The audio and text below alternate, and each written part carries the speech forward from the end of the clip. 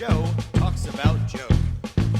And now, your host, Joe Slepsky. Hello again, everybody, and welcome back to Joe on Joe. It's me, your host, Joe Slepsky.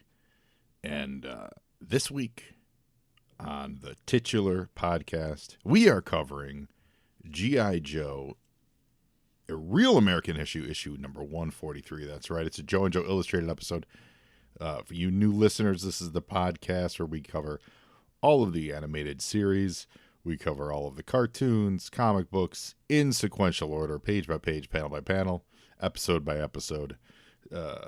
And we're nearing 155. We're coming up on it. We are now just within 11 more comic books, or well, however you count that, 12. Hold on, I'm going to do that math. Officially 12 comic books until the end of G.I. Joe, a Real American Hero, the original Marvel run. That is exciting. After we get through today, that is exciting. Now this issue, G.I. Joe, starring Snake Eyes, issue number 143, notably does not have Snake Eyes in it. Another one of the problems of retitling the series Snake Eyes. You then tell a story that doesn't include Snake Eyes. Like, why keep the trade dress for this issue when he's not actually in this issue at all? It's he's mentioned, he's talked about, so I guess it passes the Snake Eyes Bechdel test, but we are dealing with a fill-in issue too, which is also a very rare thing. If you loyal listeners know, Larry Hama wrote every issue of G.I. Joe with a couple of very specific exceptions. He didn't do the G.I. Joe Transformers first crossover, like the actual miniseries crossover. There was a couple issues early on. Who wrote the one? I think Steve Gerber wrote one of them, and this is off the top of my head. So I may be getting that wrong, but I thought it was Steve Gerber did one. Or Steve Gerber? No. It was guy who wrote a bunch of RoboCop stuff later on. Hold on. Wasn't it Alan Grant? I think it was.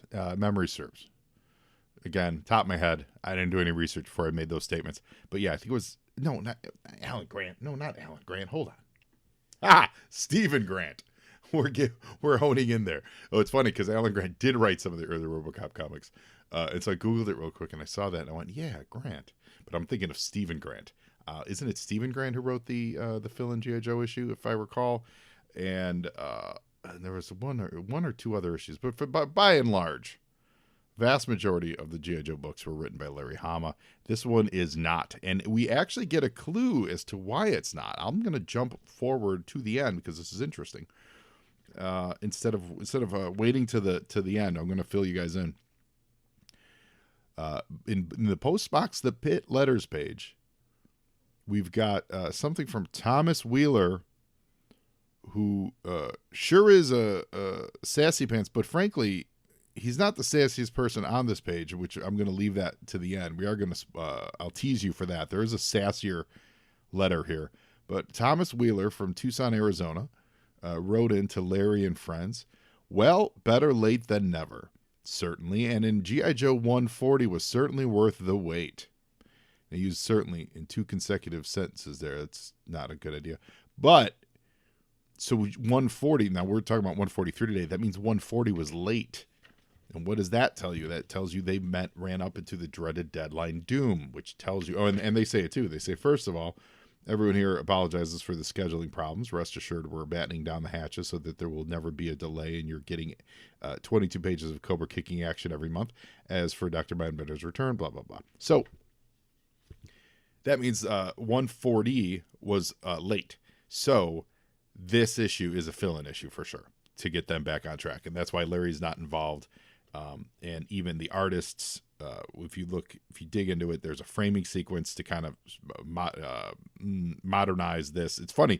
They do a framing sequence in this comic book to set it in the current, at the time, current continuity, but it's actually not even current. It's actually 8 issues prior to the current continuity. And then there's also a bevy of artists that worked on the inside. And we know that because it is attributed to M. Hands, which is many hands. We'll get to those. We'll get to those when we get to the splash page with the credits and stuff. But that seems to be the tail of the tape for this issue. Is it was a fill-in issue. They'd gotten behind a couple months back. So they must have commissioned a fill-in issue to kind of help give them on track as Larry rolls into the final 12 issues of the show. So, and that makes a lot of sense. That is how you do comics. That's ideally you don't want to miss each month. So that was always the rule of like the press is going to run. You got to have something for them to run on. You're scheduling print time way ahead in advance. So yeah, so that's the story. That's the story with G.I. Joe 143. Trapped on Cobra's dark island. It's funny about that is it's not even Cobra. It's also so there's a whole lot going on in this book that the cover is misleading. I'm going to sue somebody, but before and quite frankly, the best place to find someone to sue for you is the internet. And while you're on the internet, I want you to say hello. I want you to Facebook, Twitter, Instagram, say hi at Joe and Joe Pod. Send me an email to joeandjoepod@gmail.com. Don't send me any Stephen Grant, Alan Grant jokes. Alan Grant, not Alan Grant from Jurassic Park, but say hello, rate and review us on any podcast catchers. joeandjoe.com, or sorry, patreon.com/joeandjoepod is the Patreon. Spit that out. And then, of course, please go visit our great sponsor, the Movies in a Meal podcast. They're fabulous. They've really helped keep this show afloat, and I appreciate every day with them. Listeners, I know what you need in your life. You need more podcasts. And you also love movies. So why not do a podcast that's about not one movie. It's about not two movies. It's about 3 movies and a meal. I'm talking the Movies and a Meal podcast. This show is great. It's brought to you by Keith, Brad, and Ben. And each week they bring a new movie to the table, which they all discuss as a group. And it's not, your highfalutin movies. It's What We Do in the Shadows, The Fantastic Four, Rise of the Silver Surfer, and Out of Sight. It's Bad Education, Ghost Rider, and A View to a Kill. It's X-Men Last Stand, Queen Sugar, The Mandalorian, and Major League 2. They are a lot of fun to listen to. You guys know Ben. It's our friend Ben Pensarga. He was a guest on Joe and Joe. In fact, Ben was the very first remote guest that I ever had on this podcast, so he's always got a special place in my heart. I'm really digging this. I just started listening to it last week. It is a lot of fun. They bring a guest in. The guest, I listened to their Heathers episode. They were joined by Kelly, and she went in depth on her favorite movie, which was Heathers, and it made me want to go watch Heathers to watch with them. I really dig it. So guys, find them out there at Movies and a Meal, Twitter, Instagram. Their website is moviesandameal.podbean.com. They put out 1 episode a week. Give them a listen, guys. Support them. Let them know Joe on Joe sent you. I don't think you're going to be disappointed. It is quite entertaining. And now back to the show. And now we're going to roll into our secondary segment. You were saying? Which is, really, it's our only segment, really, besides covering the book. But anyway, it is You Were Saying, Stalker, which is, we look at comic books that were on the shelf the same month as the issue in question. This month being G.I. Joe 143, cover dated December of 93, which actually technically means it was on the stands in October of 93. So if you can place where you were yourself there. Personally, I was in like my second month of college at the University of Illinois and trying to figure it all out down there and trying to, wonder how much longer am I going to keep reading G.I. Joe because I wasn't really loving it. Maybe this issue helped contribute to it.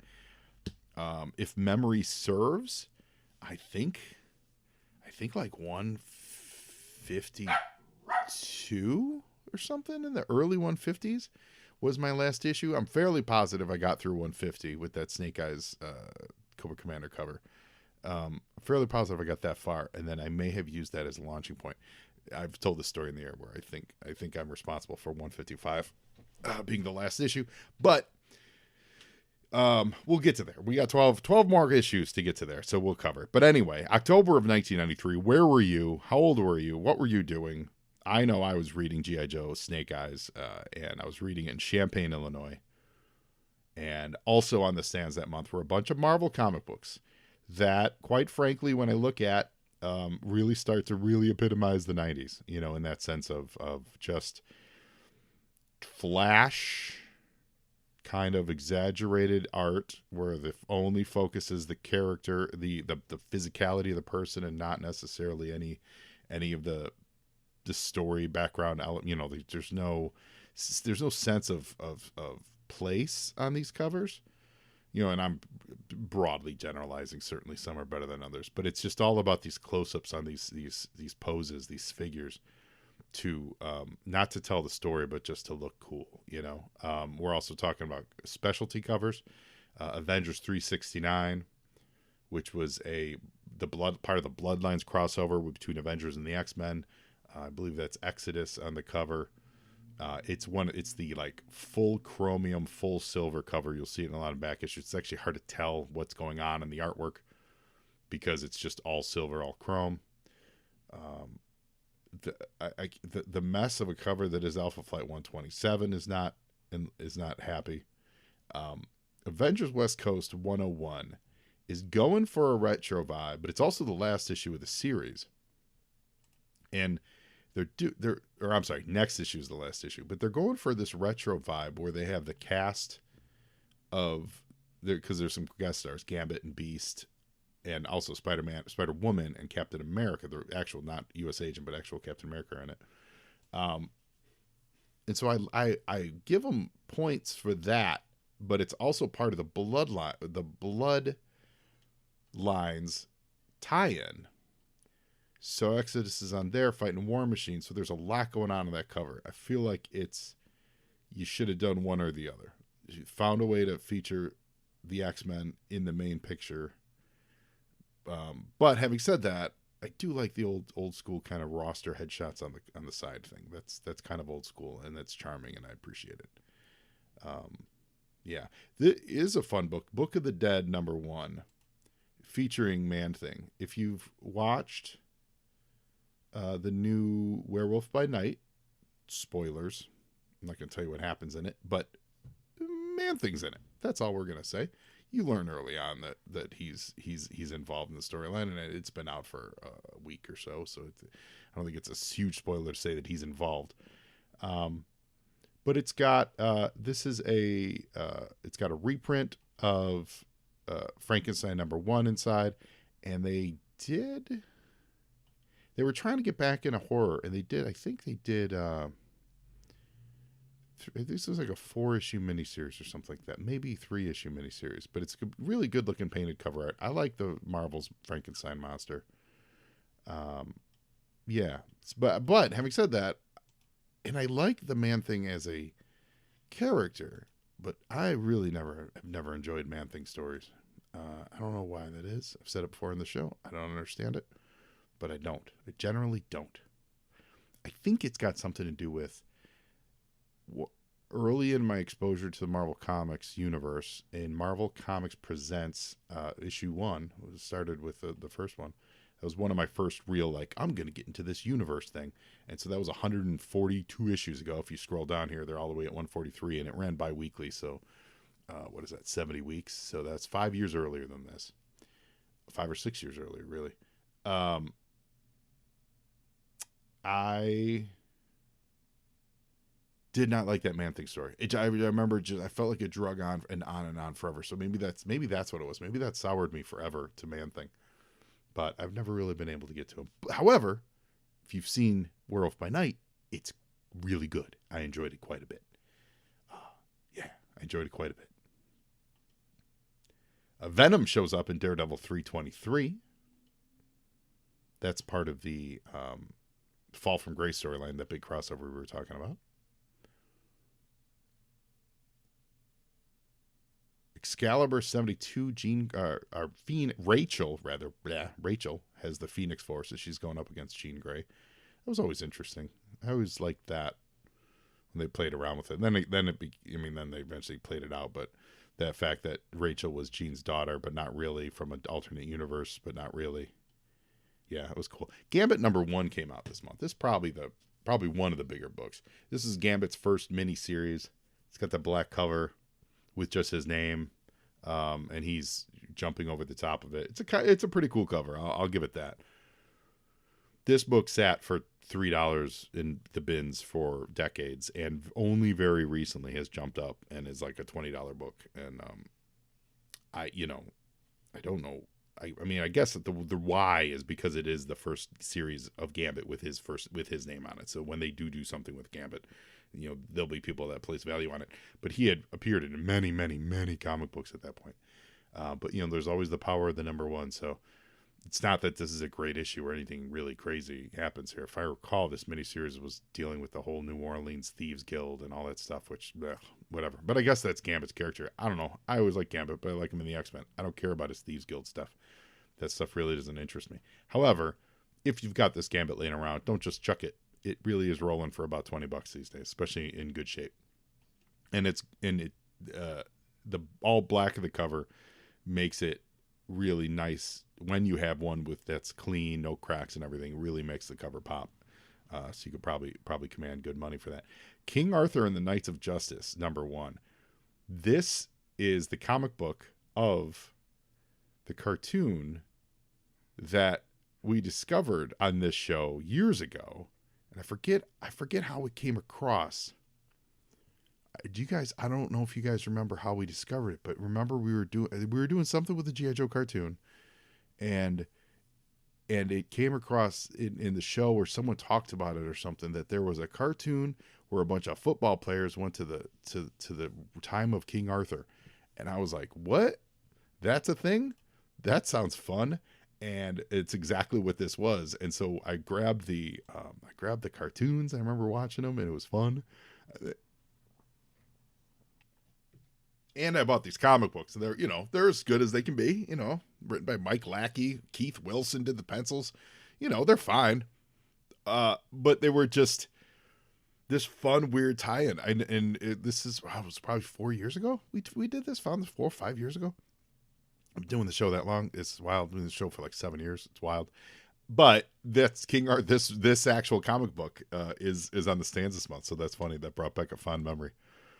I think I finished watching all those DVDs. I got them super cheap on Amazon. Trust me, I didn't pay a lot, kids. Not for King Arthur and the football players, but it's a fun show. Yeah. Pinhead #1. That's exciting. If you guys didn't watch that new Hellraiser, if you did watch the new Hellraiser movie, which I enjoyed, they gave Pinhead his own comic book. This is from that Clive Barker the imprint that Marvel was doing at the time. So that's pretty neat. It's a kind of a fun cover. So Pinhead had his own comic book. And I don't see anything else that really stands out as crazy and wild.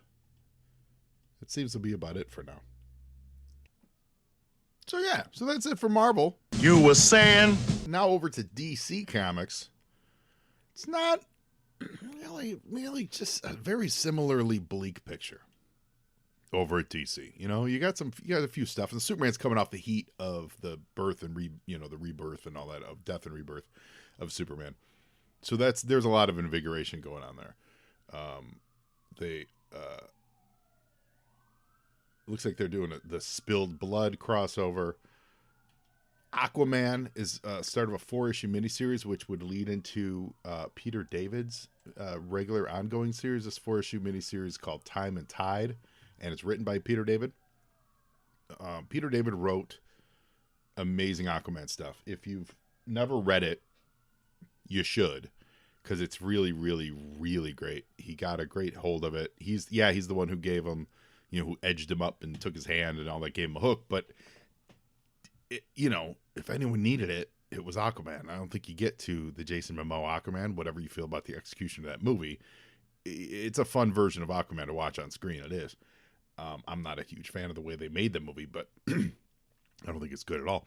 But seeing him as kind of this ocean dude, it's kind of fun. And he doesn't have the hook, but you don't get to that version without the Peter David version, is my point. So Time and Tide is a 4-issue mini that led into the Peter David series. So that's really good. This is actually really important. So this definitely is the book of the month for both sides. Batman Legends of the Dark Knight Halloween Special #1. This is the first collaboration, not first collaboration between Jeff Loeb and Tim Sale, but it's the first Batman Halloween special that launched multiple Halloween specials, which then led into Batman: The Long Halloween, then Dark Victory, and then Catwoman and Run in Rome, and that whole thing. Rest in peace, Tim Sale. This is the special that did it, and this was a one shot, and it's the big, Halloween extravaganza, and it was awesome, and it's great, and it's fun. They would do two or three of these Halloween specials. Ghosts was one of them. And then they eventually said, hey, why don't you just do a longer form story, which became The Long Halloween. But it started here with the Legends of the Dark Knight Halloween special. It's solid. It's so good. It's got a great gimmick cover too. I believe that is, well, it's gold foiled. It's gold foiled jack-o'-lantern. And I want to say it's a punch out, but I think it might just be a gold foil where the eyes and the mouth, where that would normally be illuminated by candles, is a gold foil comic book, but it's embossed, if memory serves. I don't have it in front of me. I'm staring at a picture. So this is from memory. So that's a really, really great book. If you they've collected the Tim Sale, Jeff Loeb Batman stories in one big collection now. You can get these all really easily. Not just Long Halloween and Dark Victory, but these Halloween specials. You really should read them. They're great. They are really, really great. I know Jeff Loeb as a writer, as people are hot and cold on him. I'm hot and cold on him. There's some stuff that he's read that is my favorite stuff in the world, a la Long Halloween. And then he writes. Then he did the Ultimates 3. that miniseries was terrible. But I think the ledger on him as a creator is definitely in the plus sign.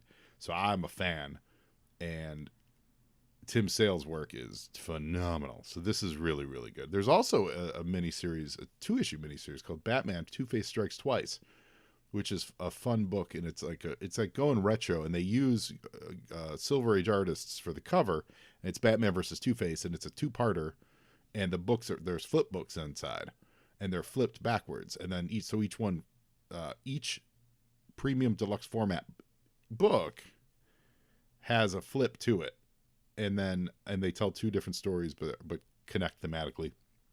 It's really overlooked. It's got, I believe, Dick Sprang covers. It's a lot of fun.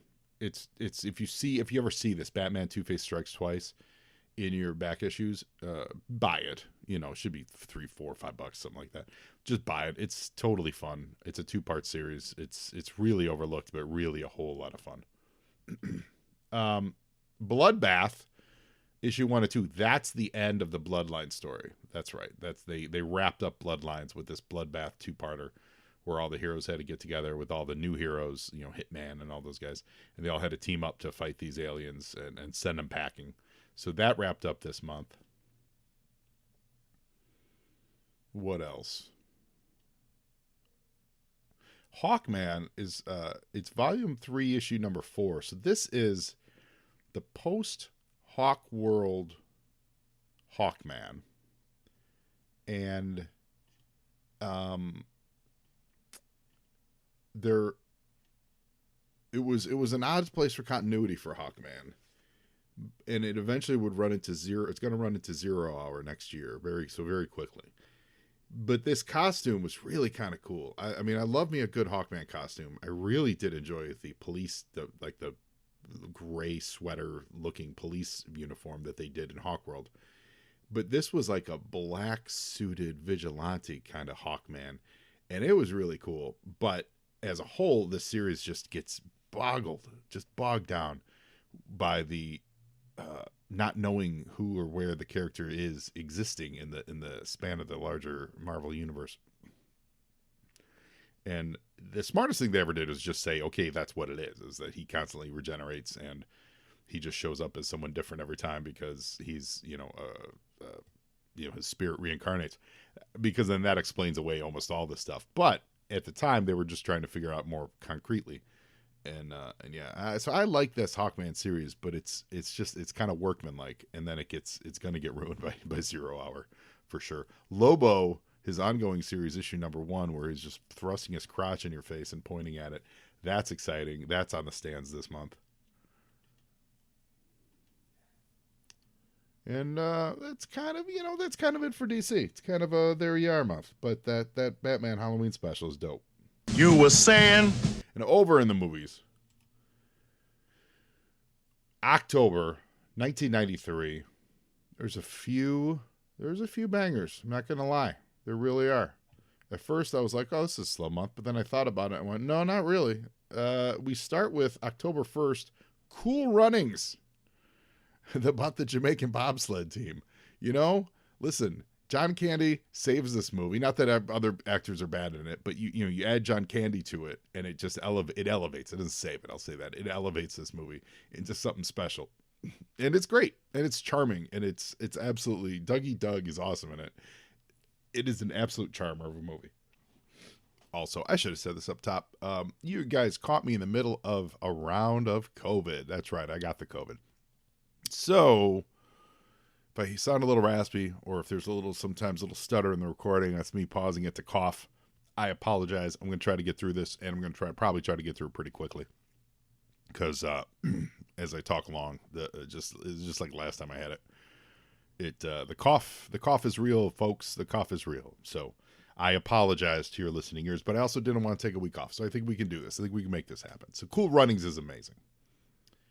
Another really, really pretty good movie, Malice. This is the movie that really put Alec Baldwin on the map. He's a doctor, and I think he's a plastic surgeon, but he's like a psychopathic doctor and it's written by Aaron Sorkin, who thinks he's God, right? He doesn't say like, I am God. This is the movie where everyone was like, sat up and took note. I mean, they knew who Alec Baldwin was, and he was a pretty boy and all this stuff.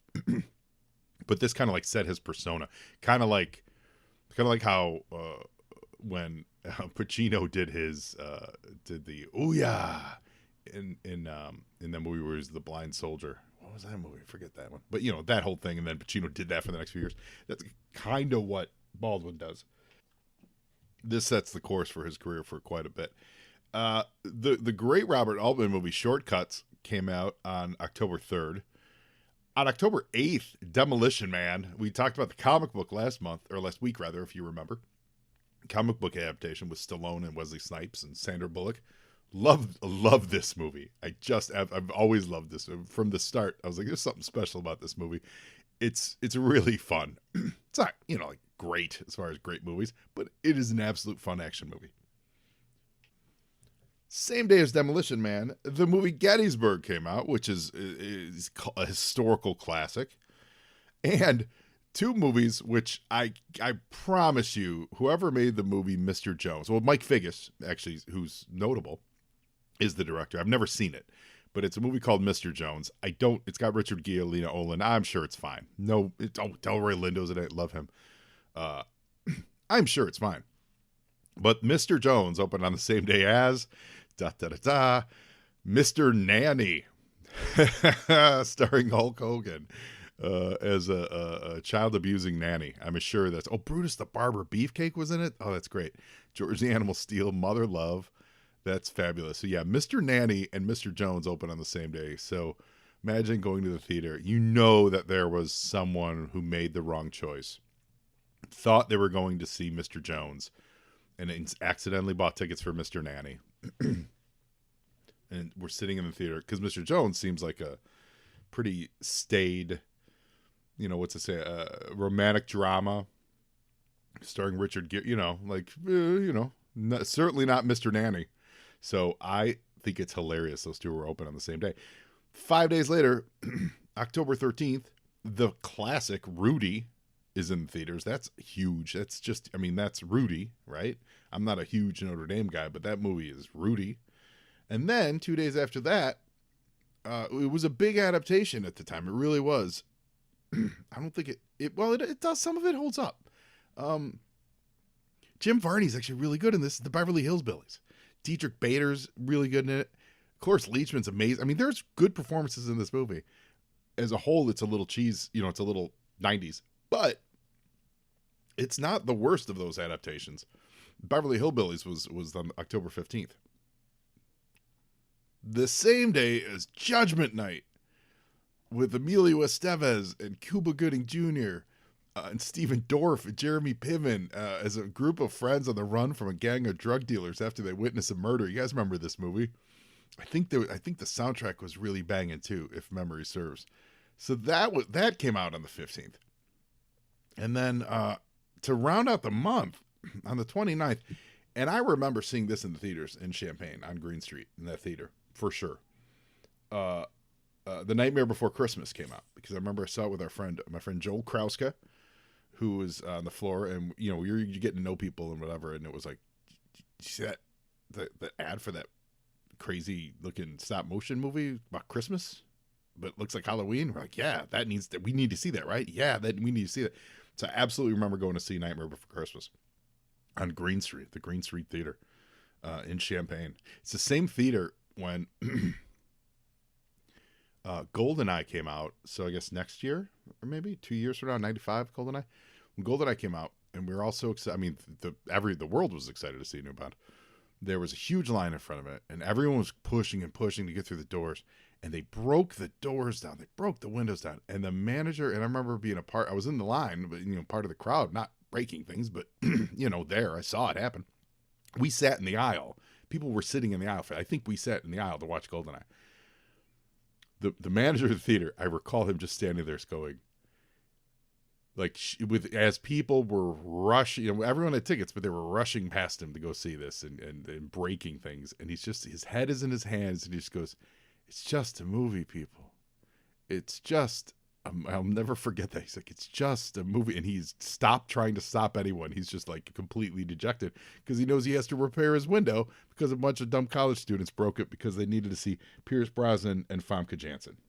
You were saying? And that's it for You Were Saying. Now, mass is ready. All right. And I've had to stop this recording about 5 times in the last 5 minutes because the coughs are real. So I'm going to try to barrel through this. I apologize again.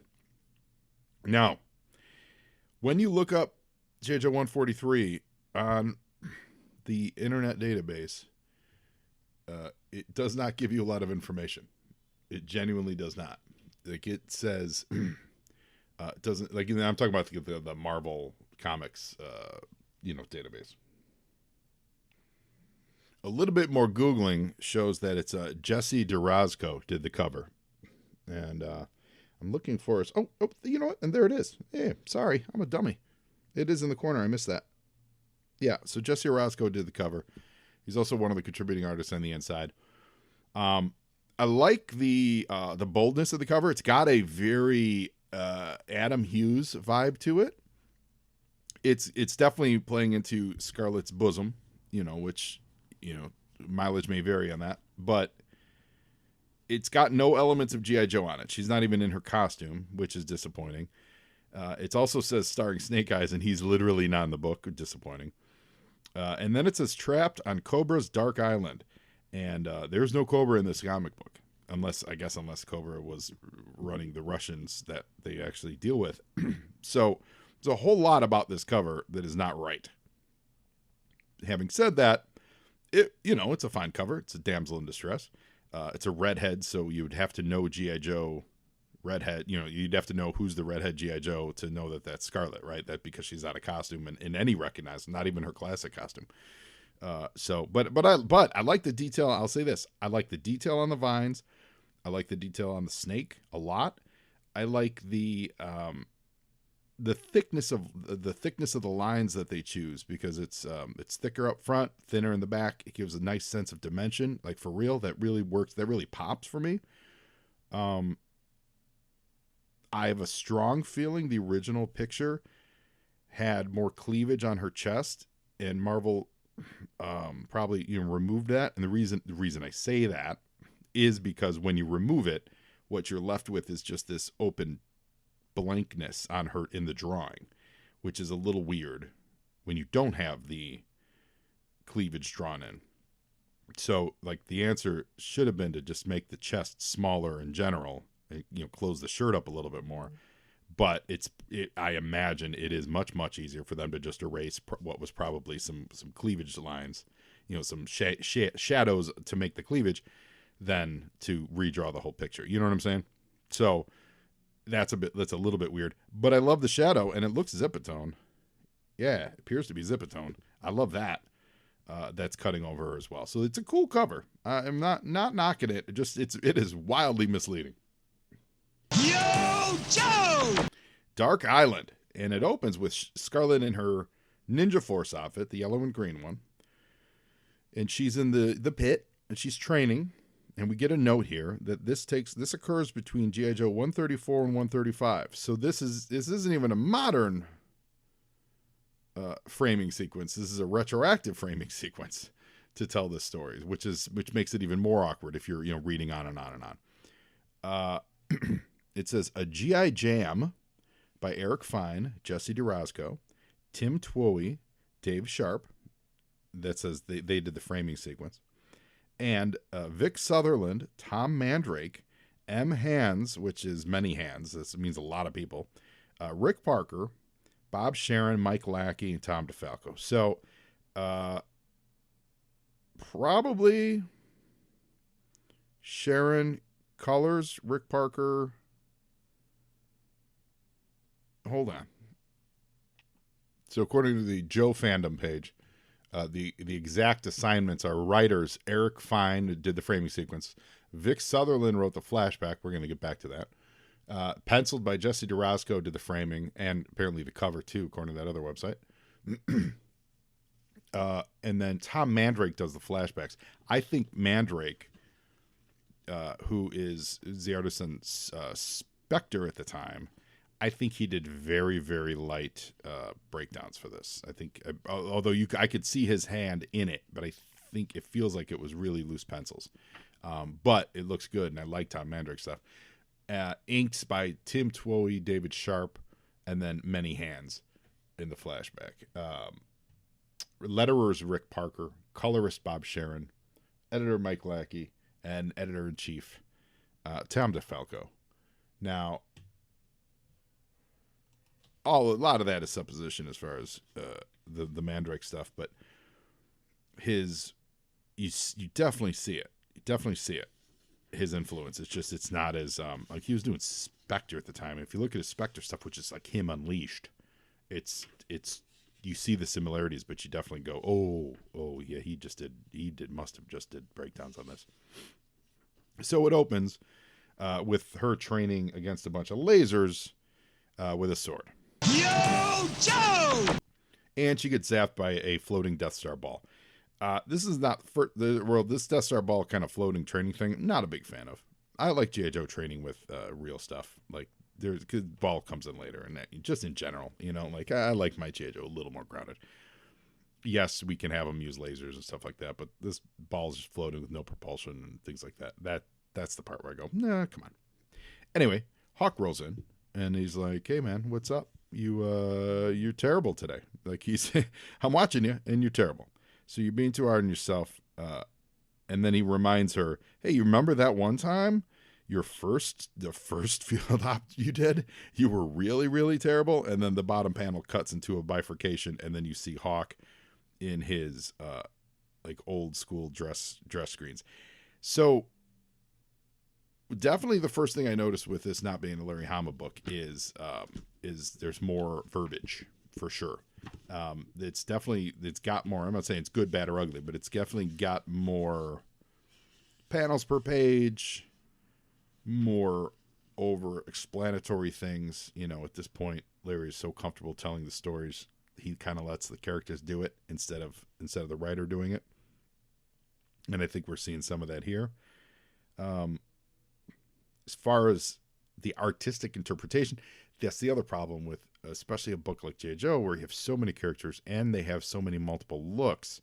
When you bring in new artists, even if they're going to be the ongoing artists, a lot of times the looks are just a little bit off, right?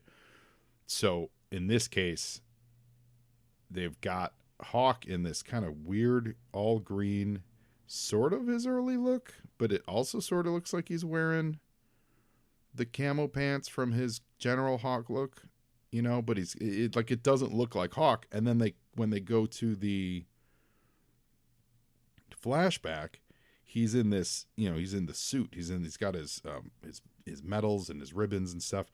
and he's fully kitted out as the leader of the team, but he would have been in his he would have been in that green outfit in the flashback. You see what I'm saying? Like, he would have looked like V1 Hawk in the flashback. I think this would have been stronger if Hawk is now in his bomber jacket, looking a little more like General Hawk, and then when you cut back, you see a younger Hawk in his G.I. Joe greens. Does that make sense? I hope it does, because I feel like that would have been a stronger thing.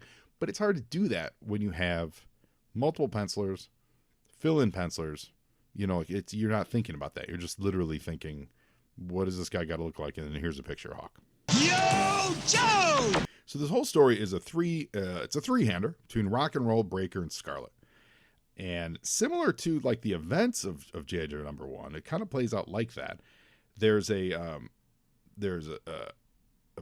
place called the Safe House, and it's a Caribbean island run by Madame Umbra, and her operation handles prisoner exchanges for the super nations for a fee.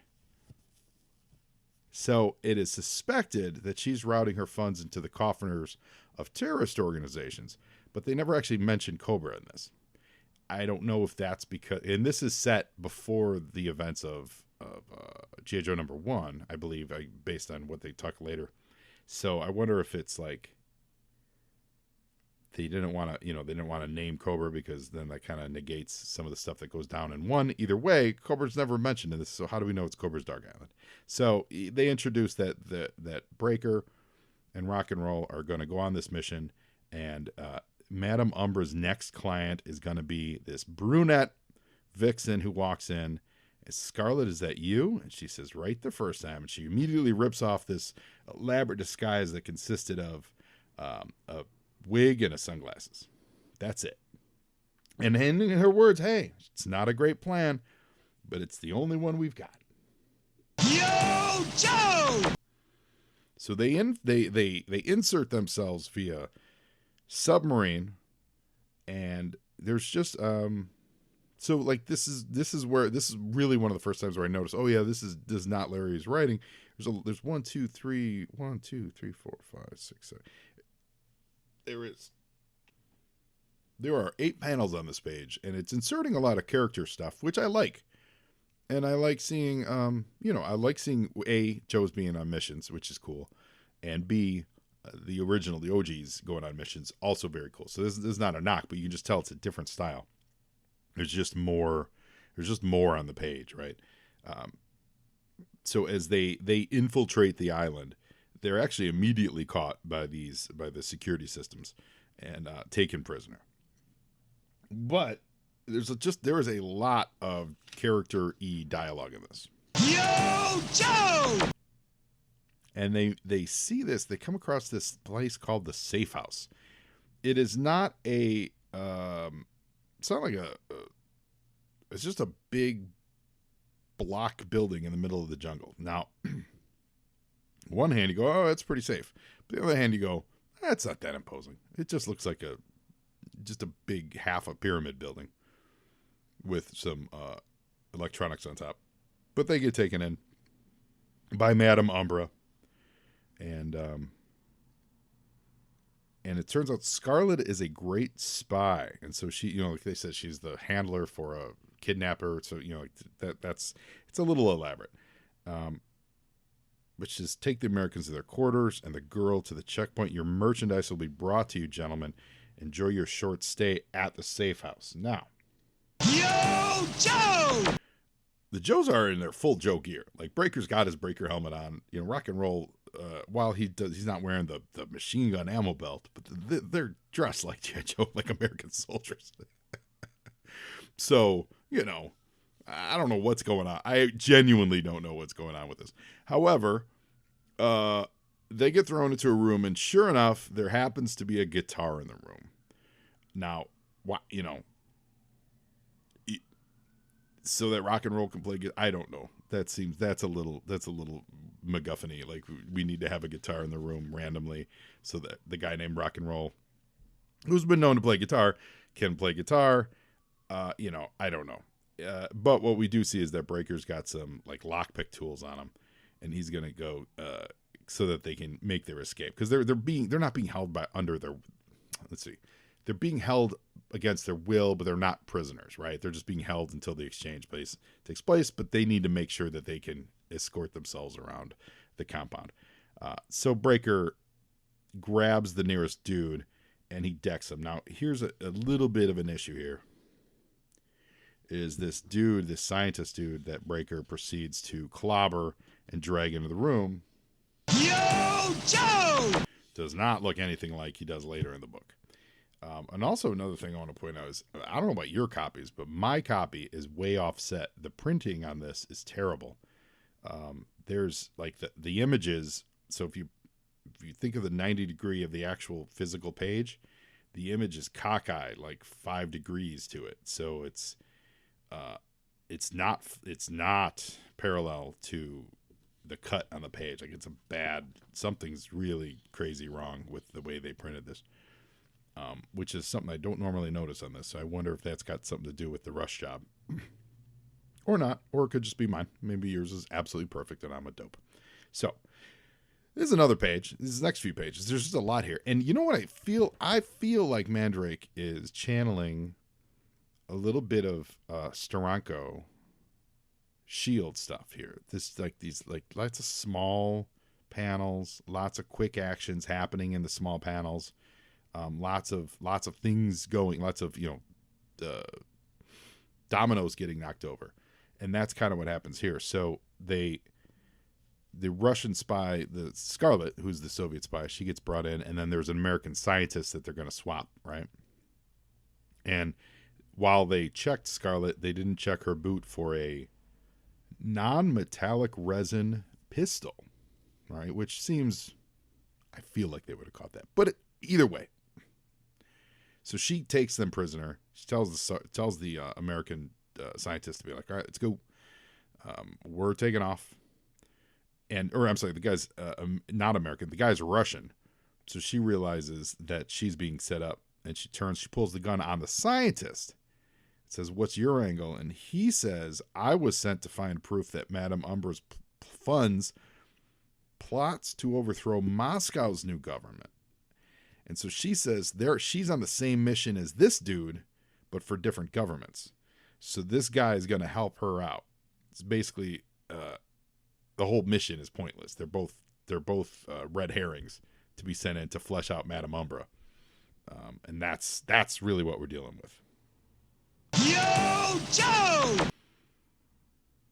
So now Breaker, and we know it's Breaker because it's chewing bubblegum, is walking around this compound to see, learn stuff, and he finds a computer terminal, and he's going to plug in and break through their security and things like that. So that's great. Again, I love these. These are really S.H.I.E.L.D.y style choices, like camera choices and angles and stuff, and just setting the scene. Like it's really got that vibe to it, and that's really neat. I didn't actually catch that the first time I read this through. But now, as Breaker's out there doing his thing, he realizes that Scarlett's been discovered, and Lady Umbra is going to execute her and this Russian dude. Of course, Breaker's not down with that. Yo, Joe! And because Lady Umbra says, your governments, they mean nothing to her. So this Russian guy, whoever he is, he doesn't last long.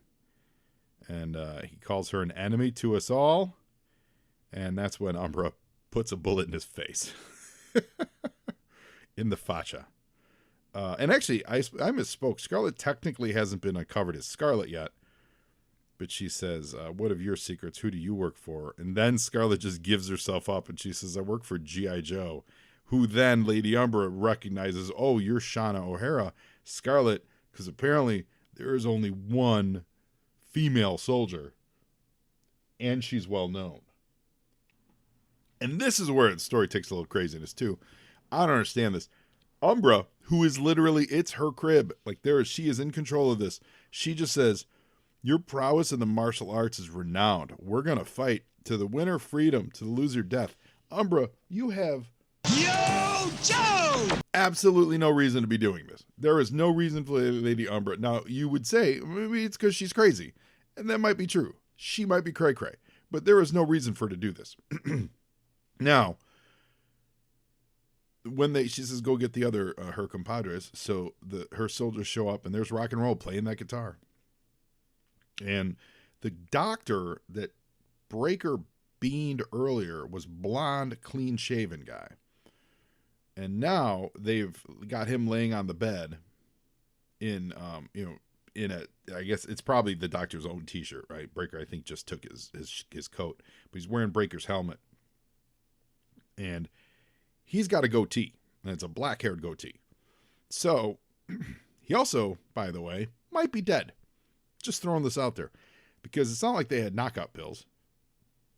And I know the rules in comics. You hit a guy in the head, he'll stay out as, he's unconscious as long as the comic book needs him to be unconscious. But, he's not tied up. He's not secured in any way. Like, if he wasn't dead, I don't think that, like, Rock and Roll would just be chilling there, right? I feel like they would trust the guy up, and when they turn him over, when the bad guys like flip him over, roll him over, they would see that he's tied up. But I don't see any tying up anywhere. I think they murdered this man, and I think a dead man is wearing Breaker's helmet here. So Rock and Roll makes his escape. Yo, Joe! And I know I'm extrapolating, but that's what this show does. So now Umbra is just going to fight Scarlett, who Scarlett is meditating before the fight. And then, we get this this very master of kung fu style, old school fight. And that's what we're dealing with here. And it looks, like Scarlett gets a kick in, Umbra smiles, and then we have some, kung fu maneuvers and all that stuff and jujitsu, and I don't even know if I'm saying the right words. But that happens. While that's going on, Breaker is keeping track of things, but he's also breaking into the database. And this is I take it all back. This is the only mention of Cobra. It says some of her money is being funneled into Cobra and something called Red November. I don't know if we ever get follow-up of what Red November is. Could that be the what was it, the crimson? What's the red what was that group that they used later on? The red. Don't write in. I'll feel bad that I'm not thinking of it. But the kind of the quasi Cobra outfit that hold on, I'm gonna look this up. I'm thinking of Red Shadows from Action Force. Could this be some kind of nod to that? I don't know. It's also, it's similar. October Guard, right? The October Guard, November. I don't know what Red November could mean, but that's apparently where the money is being funneled. Could be like in Die Hard, like Asia Dawn. But then Breaker gets jumped. Yo, Joe! And the computer gets destroyed, which distracts Lady Umbra during her big fight. And then Breaker goes to town on the guy that jumped him. And there's 1, 2, 4, 5, 6, 7, 8, 9. There's 10 panels on this page. Like, that's great. Like, there's just a lot of small panel action, which is not normal for G.I. Joe in this modern era. G.I. Joe's not been doing a lot of small panel action, small storytelling, small story beats to get the action across. I dig it. I love Tom Mandrake. Don't get me wrong. I love Tom Mandrake, so I'm not surprised. But I really do dig this. And then it's a departure from Hama. I wonder what a Hama script how that would have played out with Tom Mandrake. I think that would have been really cool. But Roadblock is also making his escape, and he runs into Breaker and Scarlett, and they're all together, and so they all got to make their way out. And as Breaker puts his helmet back on, he says, "None of us will be safe unless I get a distress signal through to the submarine." Yo, Joe! And this is when I kind of noticed that for a Scarlett-centric story, she's not the hero or heroine, however you want to pronounce it. She's not the hero of this story. The other guys are doing all the heavy lifting, and it's noticeable. And then you get to the end of it, and you go, "Well, maybe that's why." So I don't mean this in a, speaking earlier of the Bechdel test kind of way, but she's shockingly not the. She doesn't save her own bacon. Let's put it that way. So on this page, Lady Umbra is dealing with all of her dead/wounded soldiers, and she's pissed, and she sends all the team out. And this really has got Steranko vibes. This off-angle close-up, really cool. She wants no more damage to her fortress. She wants them to escape into the jungle, and we'll kill them in the jungle because her fortress is probably someplace we're never going to see again. Yo, Joe! And then the Joes are making their way. And it's them, busted out. But there's a lot of dialogue, and it's just character building stuff, and a little bit of exposition here and there, like it's a trap. What is it, a trap? Then what about Breaker? We can't leave him. He knows what he's doing. Madame Umbra opens a kind of a Terradrome looking dome, and it's this flying security wagon that's now going to scour the jungle to look for the escaped Joe prisoners. Yo, Joe! Oh, and obviously this issue's got a lot of hot potato vibes to it, which is fun. I love that story. I love when anything with rock and roll and Scarlett makes me think of hot potatoes. So now Lady Umbra herself is on this floating security barge. And we could get just some old school comic book jungle fighting action. Explosions, them shooting random soldiers, lots of dialogue balloons, kind of giving us the lay of the land, keeping the reader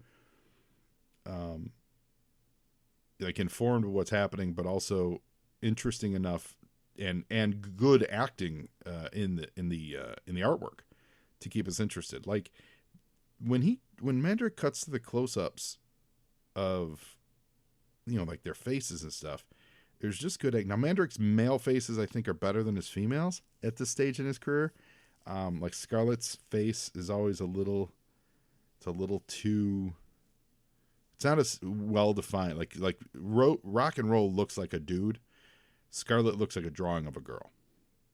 But like these close-ups of rock and roll are great, and they're always emotive. And and this goes throughout the whole thing. Both he and Breaker, they're really emotive. They're really great. They really get across what's happening. Yo, Joe!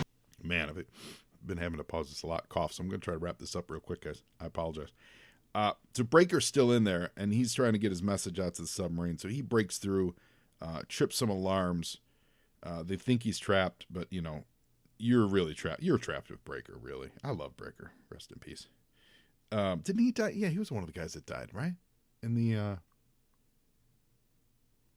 Trucial Abysma, wasn't he? I feel like he was. Anyway, he's making his way, and he's signaling the boat. Yo, Joe! Again, I'm going to slam through these because my COVID's catching up to me, and I'm having trouble. Not coughing, so I want to make it a pleasurable experience. But now, Scarlett has found herself in some quicksand, and this is what I'm talking about, where once again, Scarlett's getting saved by the guys. So she's in quicksand. This is what's happening on the cover. Rock and Roll knocks a tree over to help get her, help pull her out of the mud. She gets out. She does. She pulls her gun and she shoots a couple soldiers that are coming at him. So she takes her own initiative there, certainly. But by and large, it's Scarlett having to get pulled out of the bacon by the guys throughout most of this. Yo, Joe!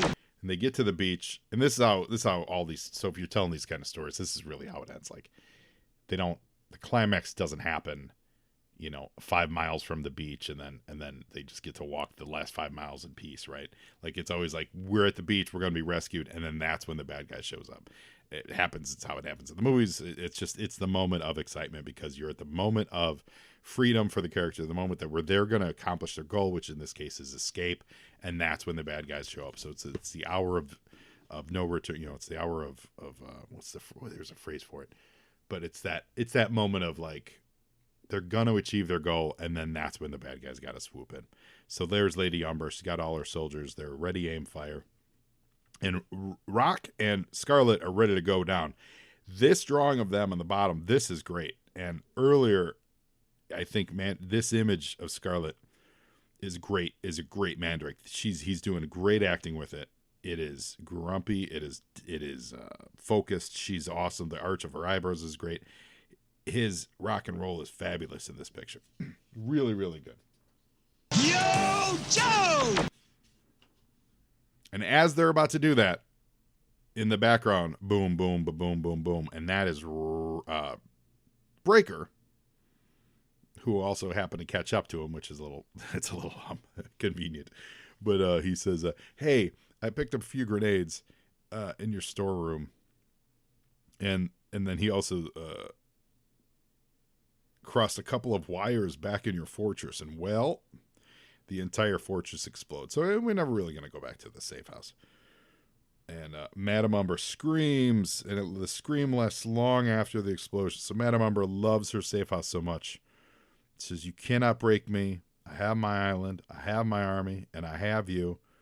And now with the Citadel gone, Breaker can finally get in touch with the boat, because that's what was blocking his headset.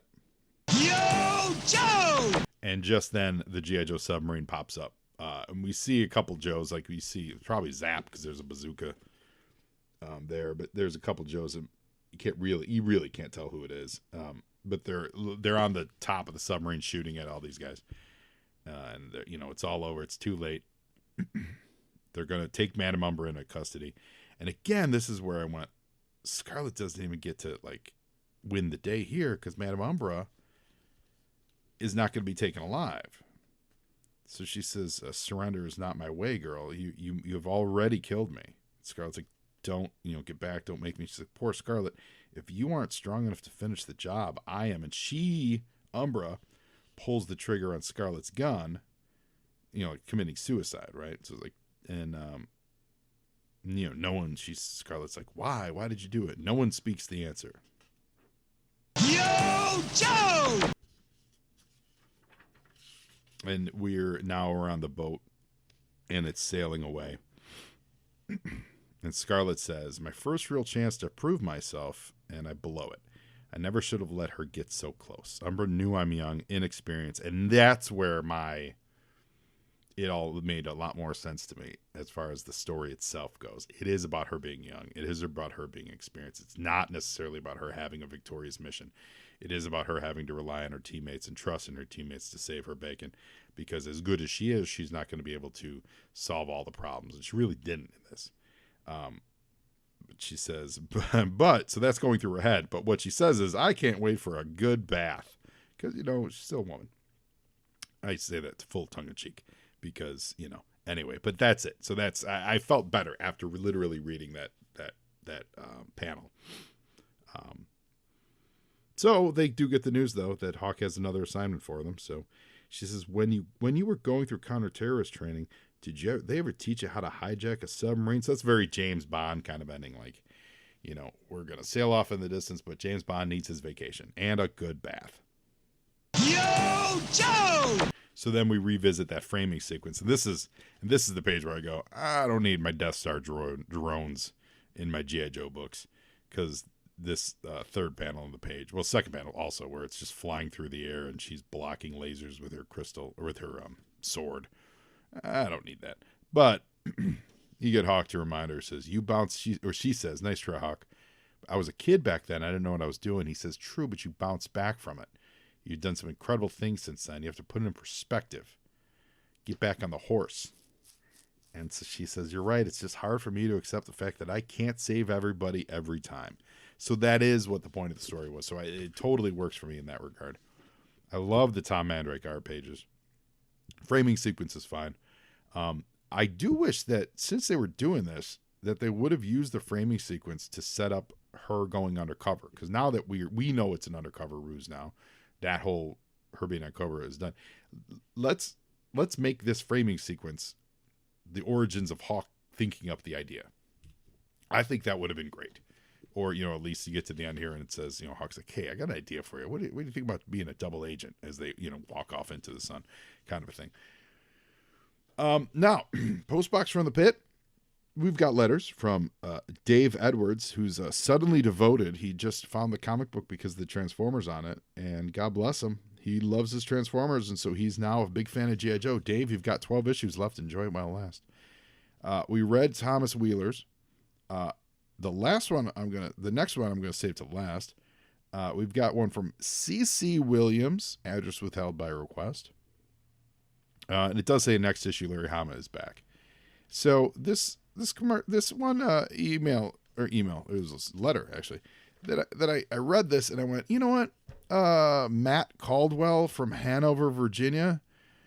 Why you got to write like a jagoff? Pardon my French. He says he just writes, skip the formalities. Let's get to the point here. I did not get my magazine last month, and I am not very happy about that. Remember that you have been paid for the magazines that you are supposed to send out every month. Irritably yours, Matt Caldwell. You know what, Matt? Dude, and I love their response. Gosh, Matt, sorry to hear you didn't get your magazine last month, and I'm not very happy about it. And am not very happy about it. Nothing's worse than subscribing to a mag and not getting every issue you paid for. However, here's a few tips. The sarcasm is dripping in this letter in the editor's response.